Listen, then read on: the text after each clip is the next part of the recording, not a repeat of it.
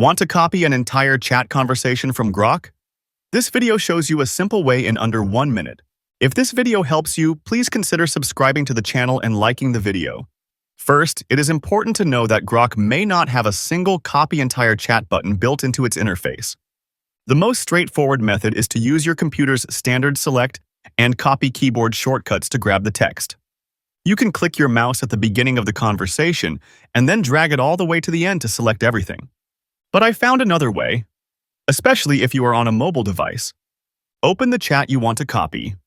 Write, "Give me the full conversation in a code block." The chatbot will return an answer with a code block containing all the chat commands. The code block will have a copy button at the top of the block. Tap it, and the chat history will be copied. You only need to go where you want and keep your finger on the input and paste it. That is how I copy an entire conversation on Grok. Subscribe for more short and concise videos that get you what you need to know in under 1 minute.